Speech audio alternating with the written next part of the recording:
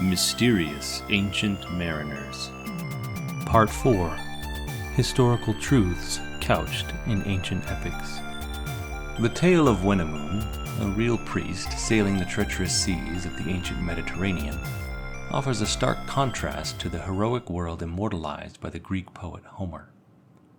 Writing some 400 years after the sea peoples had vanished from history, Homer wove his legendary epics, the Iliad and the Odyssey, around a grand oral tradition passed down by generations of bards.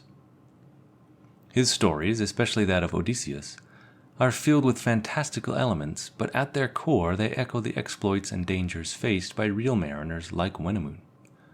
Homer, too, knew of the sea raiders, the Achaeans, and though he glorified them as heroic figures, their deeds bear the stamp of reality.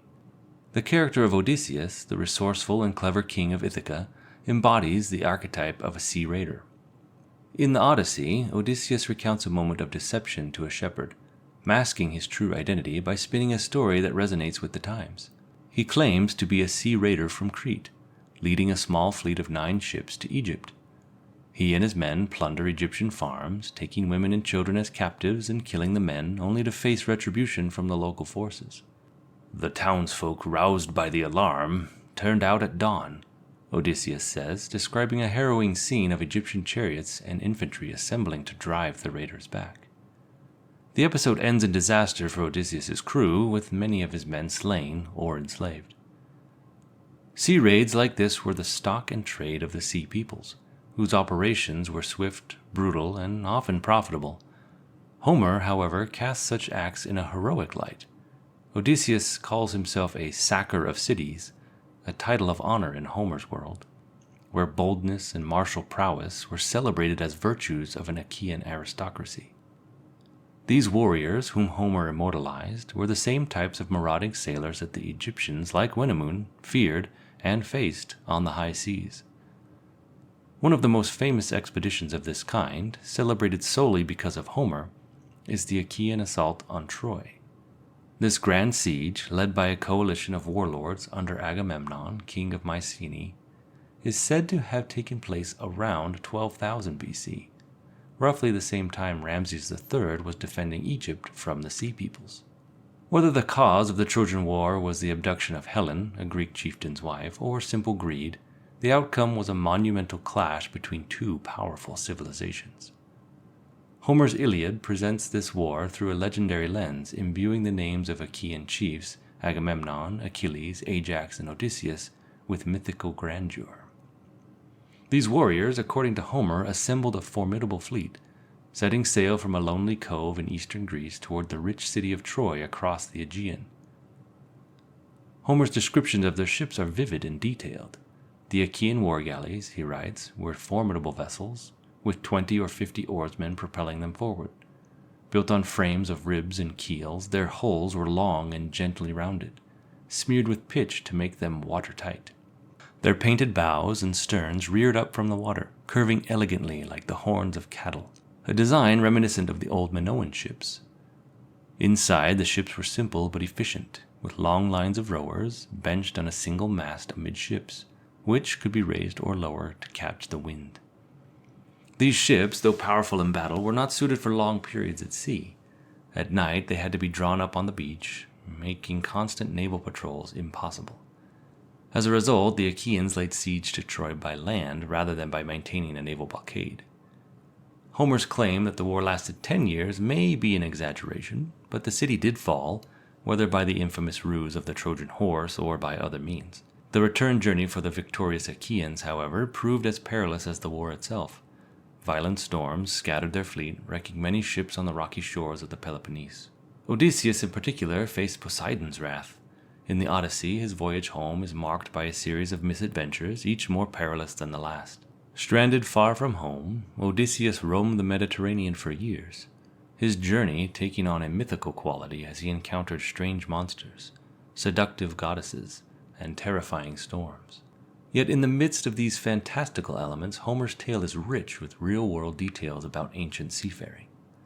For instance, Homer mentions that the Achaean mariners navigated by the stars, using constellations like the Pleiades, Butes, and Arctos, the latter being the only one Homer notes that never sets beneath the horizon. This reflects the mariner's deep knowledge of the night sky, essential for navigation in an age when compasses did not yet exist. Homer's description of Odysseus' ship is equally precise. The light war galleys used by the Achaeans had a single mast held in place by a backstay and several forestays. A square sail was rigged with twisted papyrus fiber, and wide-bladed steering oars guided the vessel. When storms struck, the rigging would often snap, and the mast could come crashing down, a deadly hazard for those aboard. Homer vividly recounts such an event during one of Odysseus' ill-fated voyages when a howling wind from the west snapped the ship's forestays, sending the mast tumbling into the bilge and killing the helmsman. Homer even provides an account of shipbuilding, a task that Odysseus is forced to undertake with the help of the goddess Calypso after one of his many shipwrecks. The passage is a remarkable example of ancient craftsmanship. Odysseus cuts down trees, smooths them with an adze, and fastened them together with dowels and battens. He constructs ribs, lays the keel, and finishes the hull with side planking, a mast, and a broad oar for steering. Despite his skill and resourcefulness, Odysseus cannot seem to escape the gods' will. Another storm, another shipwreck. It seems that Homer could not resist subjecting his hero to yet another nautical disaster. But each time Odysseus survives, saved by either his own ingenuity or the intervention of the gods. Eventually, after 10 long years of trials and tribulations, he returns home to Ithaca, his family, and his kingdom. Jason's voyage took place during the same era as Odysseus' adventures, around the 12th century BC. Yet, while Odysseus' journey was driven by the gods and fate, Jason's expedition was a deliberate and daring quest for riches, trade, and glory. He led the first recorded journey of intentional exploration, a saga so beloved that poets embellished it for over 1,000 years, layering it with romance, monsters, and mythological heroes like Hercules and Orpheus. At the core of Jason's story lies a real journey, one that may have opened the Black Sea to Greek trade and colonization. According to legend, Jason was the rightful heir to the throne of Iolcus in Thessaly, but his uncle, Peleus, had usurped the throne. In an effort to eliminate Jason, Peleus sent him on a perilous quest, hoping that he would just simply never return. The mission to retrieve the Golden Fleece, a symbol of wealth and power from a distant land of Colchis, far to the east beyond uncharted seas. Jason assembled a crew of brave heroes, the Argonauts, on his ship, Argo the Swift, and set sail. The voyage across the Aegean Sea was fraught with danger. Storms, sea monsters, and seductive women tested their resolve, and in the narrow Bosporus Strait they faced one of their most grotesque challenges, the Harpies. These winged, repulsive creatures defiled the Argonauts' food, swarming the ship and leaving the sailors disgusted and demoralized. Yet this was only the beginning of their trials. At the entrance to the Black Sea, they encountered the infamous Symplegades, or Symplegades, the clashing rocks. These monstrous cliffs smashed together with such force that no ship could pass unscathed. To test the speed of the rocks, Jason sent a dove flying through the strait. As the rocks surged together, they clipped the bird's tail feathers, a sign of the narrow margin of safety that awaited the Argonaut. With no other choice, the crew rowed forward. As a great wave lifted Argo over the rocks, the ship was nearly caught in the deadly vice, but miraculously, only the figurehead was sheared off. Jason and his men were swept through the other side by a strong current. The fantastical description of these clashing rocks may have been inspired by ancient sailors' encounters with icebergs, which could behave similarly in narrow straits. Beyond these rocks lay the mysterious, uncharted waters of the Black Sea. The Greeks would later call this region Euxine, meaning friendly sea, but to Jason and his crew it was a place of danger and uncertainty. Still, they pressed on, reaching the far eastern shores where the Caucasus Mountains towered above them. There they found the land of Colchis, ruled by the powerful and hostile king Aeetes. The Golden Fleece itself has been interpreted in many ways. Some believed it symbolized sunlight or was a scroll containing alchemical secrets. The Roman geographer Strabo, however, offered a more practical explanation. In Colchis, fleeces were often used to trap gold dust in streams flowing through the gold-bearing rocks.